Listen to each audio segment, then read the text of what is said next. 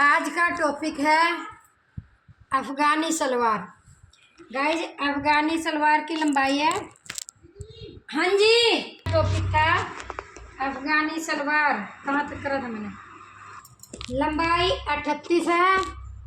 उसमें से गाइज हमारी मर्जी है कि हम इस कपड़े में से कुछ शेप बचाना चाहते हैं। अगर हमको चौड़ी मूरी लगानी है तो हम उसी हिसाब से माइनस करेंगे। अगर बिल्कुल पतली सी लगानी है तो उतना माइनस करेंगे। मान लो हमने 38 माइनस 2 इंच की चौड़ी मूरी लगानी है गाइस, ये रहा, तो 2 हमने इसमें से माइनस कर दिए तो गाइस 36 इंच बच गया। 36 ऊपर से बेल्ट लगानी है, उसी में इलास्टिक हम डाल लेंगे।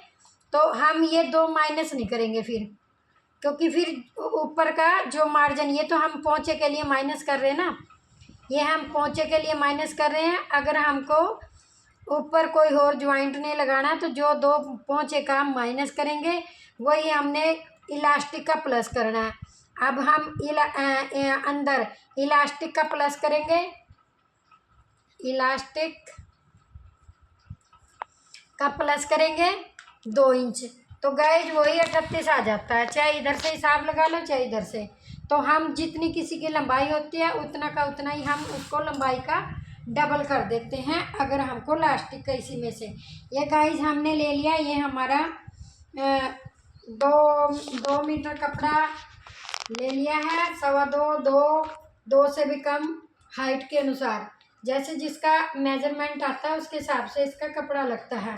तो गाइज अब हमने इसका ये हमने लंबाई का डबल कर लिया है। अब इसके बाद हम लगाएंगे हिप का हिसाब। हिप है उसके 36 इंच, 36 का 1/4 किया, 9 आ गया। 9 में हमने जमा करना है हिप की चौड़ाई के लिए, आसन के लिए 9 में 2.5 जमा कर दिए तो ये आसन मेजरमेंट निकलता है। और उसकी चौड़ाई के लिए फिर एक बार फिर से करेंगे, 36 का 1/4 आ गया 9। अब 9 इंच तो उसका हिप का मार्जिन आया, प्लस हमने इसमें 5 या 6 इंच ऐड कर देंगे। 5 करेंगे तो हमारा आ गया 14 तक हम इसको मोड़ेंगे। गाइस ये समझ आया? हिप का 2 बार मेजरमेंट किया। या तो लंबाई का तीसरा आसन ले लेते हैं, दो प्रकार से मैं आसन लेती हूँ। लंबाई का चौथा करके 2.5 इंच जमा कर देते हैं, और या फिर लंबाई का 38 का 1/3, 3 पे इसे काटेंगे। 12 3 36 होते हैं, तो गाइस इसमें से 2 बच गए तो 12.5 आ गया। फिर भी गाइस 12.5 आ रहा है, 11.5 12, तो ऐसे में 12.5 आ रहा है, ऐसे में 11.5 आ रहा है। तो अब जिसके हिप ज़्यादा होते हैं तो फिर उसका ये थोड़ा सा ज़्यादा ले लो, नहीं तो 11.5 भी बहुत होता है। अब हमने इसको लंबाई, ये आपको समझ आ गया होगा, लंबाई का डबल कर दिया। फिर हिप के मुताबिक कितना आया? 14 इंच। 14 इंच। अब मैं 14 इंच तक इसको मोड़ दूंगी, ये देखिए, अब 14 इंच तक मोड़ दूंगी, और जो ये कपड़ा बच जाएगा वो मैं सारा बचा लूँगी उसको। मैं ये 14 या 15 तक है, 1 इंच मैं सिलाई का ले रही हूँ फिर, तो ये हो गया। अब इसके बाद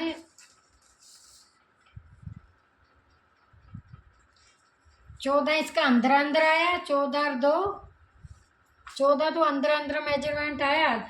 16 इंच तक मैंने इसको ले लिया है, तो इसी में हमारी अफ़गानी बन जाएगी। और ये इसके पीछे से मैंने सीधा कपड़ा बचा लिया है गाइस, तो इसमें हम कुछ भी कर सकते हैं। इसकी हम यहाँ से फॉल बना सकते हैं, कुछ भी कर लेंगे जब बच गया तो।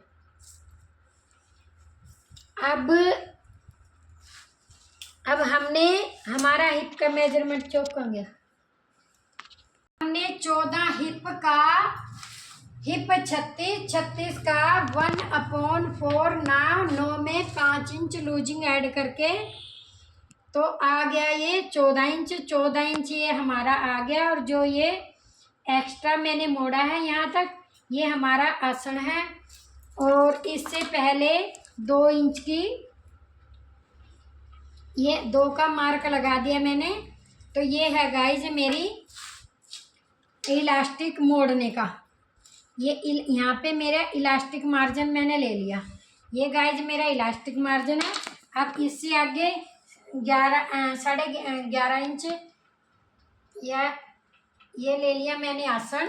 तो यहाँ पे भी मैंने इसका मार्क कर दिया। अब गाइज है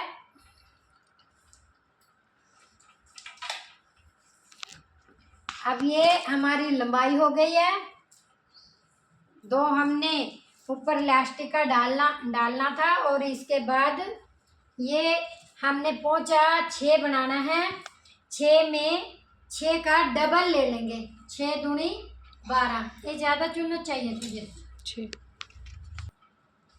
6 और 1 7 ये हमने स्टिचिंग का ले लिया। जितना हमको मूरी रखनी होती है उसका डबल हम यहाँ लेंगे। तो ये 1 इंच मैंने जब फिटिंग लगाएंगे तो उसके लिए लिया है गाइज। अब यहाँ से 2 इंच की मैं 2 इंच का एक मार्जिन छोड़ूंगी। जैसे कई बार कहते हैं कि मेरी ये पोंचा ऐसे ऊपर को उठ रहा है, तो वो नहीं उठेगा गाइज। इसको फिर मैं यहाँ से ये लाइन मिलाते हैं पहले आसन की। ये हमारा क्रोच एरिया हो गया। तो इसको हमने इसके साथ मिलाना होता है। ये देखिए, ये ऐसे ऐसे मिलाना है। तो ये हमारा यहाँ से हमारी आ गया पोंचा। ये हम लिख देते हैं पोंचा 6 का डबल, 6 का डबल, 6 का डबल 12 इंच लेना है। 6 बनाना है तो 12 6 इंच की हमको जो ऐसे ऐसे प्लेट्स डालते हैं तो वो उसका डबल ले लेते हैं। और ये 1 इंच मार्जिन इसका ले लिया। तो गाइज अब इसकी ये रेब पट्टी कितनी आई है 23। और यहाँ से है गाइज 22। तो 1 इंच का यहाँ से हमको ऐसे, फिर वो ऊपर को नहीं उठेगी। यहाँ से हम 1 इंच की शेप कर देते हैं। फिर हमारी झुकी झुकी सलवार नहीं होएगी, खड़ी खड़ी होएगी। और यहाँ से हमारा ऐसे ऊपर को नहीं उठेगी। ये मार्क हम कैंची से काट देंगे। ये फिर हमारे ऊपर को ऐसे नहीं उठेगी। कई बार ये तकरीबन शिकायत आती है कि हमारा पोंचा अंदर को क्यों जा रहा है। तो वो इसी वजह से जाता है। जितनी ये लेंथ होती है यहाँ से, उतना हमने यहाँ से यहाँ तक चेक कर लेना है। तो जितना ज़्यादा इधर आएगा तो उसको ऐसे करके कटिंग कर देंगे। तो फिर हमारी लंबाई छोटी नहीं होएगी, ऊपर को नहीं उठेगी। तो ये होगी हमारी सलवार। अब इसका मेजरमेंट के साथ बता दिया है अफगानी सलवार। तो अब इसको हम काटने जा रहे हैं। जैसे जैसे ड्राफ्ट किया है वैसे ही इसकी कटिंग होती है। ये गाइस हमने आसन काट दिया है। इसको क्रोच एरिया भी कहते हैं। और ये जा रही हूँ मैं पोंचे की तरफ। अब ये पोंचा काट दिया है। पोंचा जितना किसी का होता है उससे दुगना लेते हैं। तो उस दुगना लिया जो उसकी प्लेट्स डलती हैं। और गाइस ये चीज़ मैंने आपको बताई नहीं थी। ये खुली तरफ से आसन लेते, ये देखो खुली तरफ से हमने आसन लिया था और यहाँ बंद साइड छोड़ दिया था। ये अफगानी प्लाजो, अफगानी सलवार, कोई प्लाजो कह देता है, कोई सलवार कह देता है। तो गाइस जी इसके यहाँ से 2 भाग कर देंगे।